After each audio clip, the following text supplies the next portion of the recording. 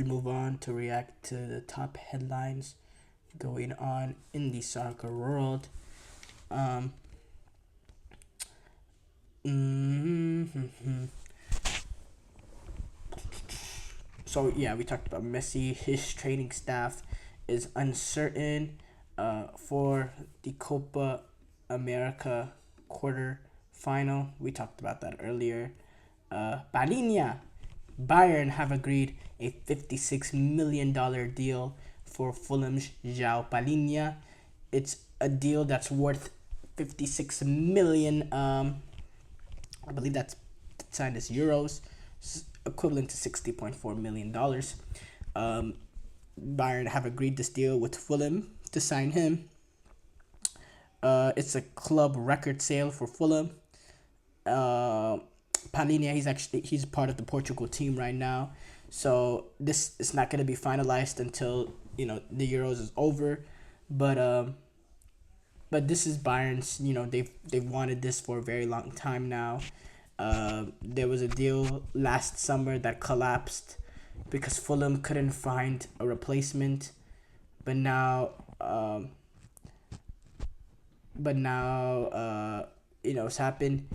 Palhinha, he had been given permission to fly to Germany to undergo a medical, but to undergo a medical for Fulham, so they could call the deal off. But now it seems like he will get the move that he wants. Whenever he was speaking last weekend, Palhinha said, "As far as my future is concerned, both clubs know where I want to be in a month. I am currently concentrating on my work with my national team and on making history for my country." It's a good move for Bayern. They get that defensive midfielder that they crave.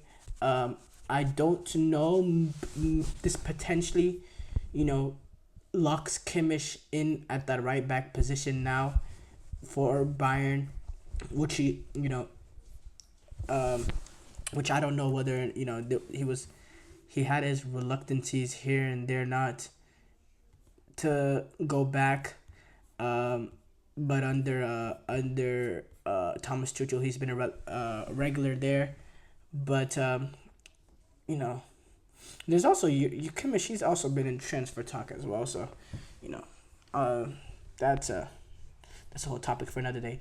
Manchester United, they have made quarter of workforce redundant, which means they've deemed them no longer needed or useful, and they know they're not no longer employed no more. They informed the staff that almost 1/4 of the club's workforce, because they want the money to be used to improve the performances on the pitch. Their interim CEO Jean-Claude Blanc has came out and said this.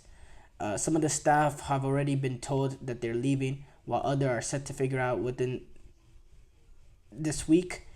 Sir Jim Ratcliffe, he talked about this earlier. He was the one that wants this move to happen.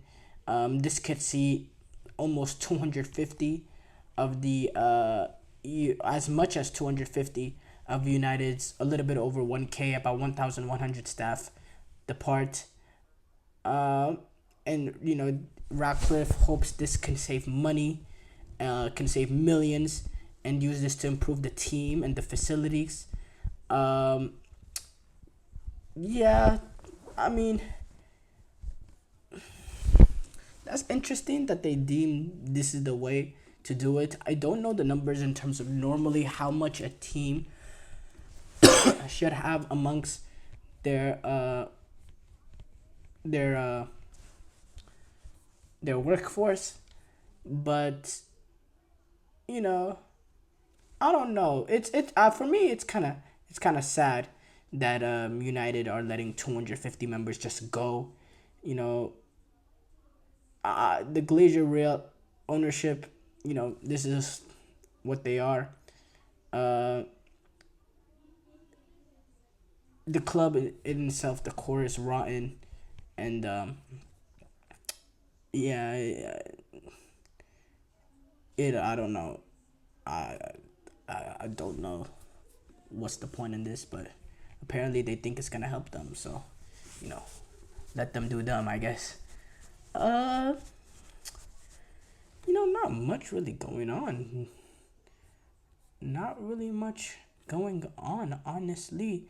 The quarterfinals of both the European Championship and quarterfinals are gonna kick off within the next day or so. But apart from that, I mean, when it comes to international football, that usually takes away. Ooh, we could talk about some Olympic soccer. Some countries are announcing their squads. The Argentina, they announced their their 18-man squad, which includes the likes of Julian Alvarez and Otamendi, who are some of the overage players on that team. So you can tell Argentina really going for it. Marta is in Brazil's squad for her 6th Olympics. This will be her final Olympics. She's in the 38-year-old striker's in the 18-player squad. She's she's one of the best players in women's history. And she previously said that she's gonna retire from international football after these Olympics. But yeah, the coach, Arthur Elias, said she brings a lot to the table. She's the greatest athlete of all time. She's playing well. She deserves to be on this list. Martha's performance, especially after she came back to play for her club, which is fighting for the top spot in the U.S., her behavior with or without the ball, makes all the athletes see her as an example. I have the challenge of finding a way of playing to maximize her game, but she knows you can only win at everyone. So it was heartwarming to see her still being involved, and hopefully she can go on to have a great Olympic Games. And if this is the end, what an end of an not just amazing international career, but amazing career as a as a whole. Yeah, guys, bad cough day.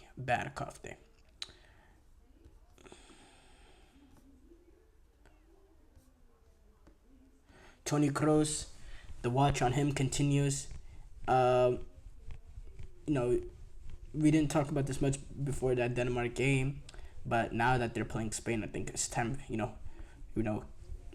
Really be alert, guys. Tony Kroos, he could be playing his last game ever in football. These are the last games that we will ever see Tony Kroos play. Each game could be his last. Let's appreciate the greatness of him, the quality of him, because we're not even gonna get to see, glimpses of him playing for the MLS or Saudi or anything like that in the lower end. No, he's simply retiring from football as a whole after this. So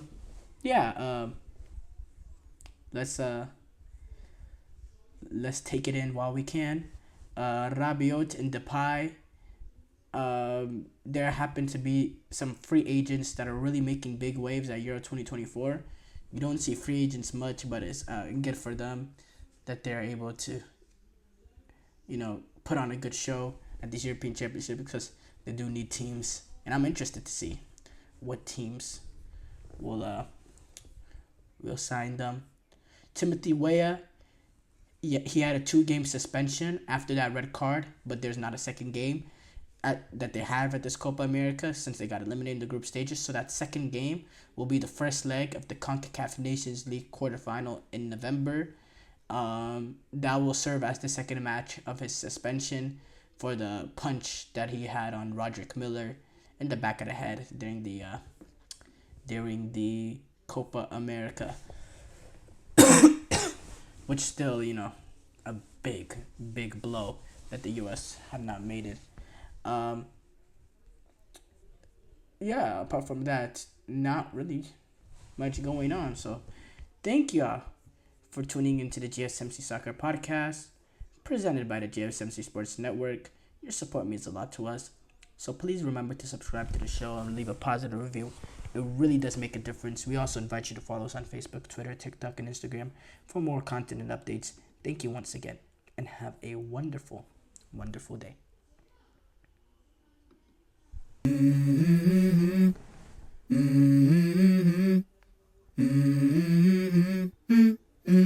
Let's go. I wake up to a little bit of drool on my pillow, feel like it's gonna be a bad day.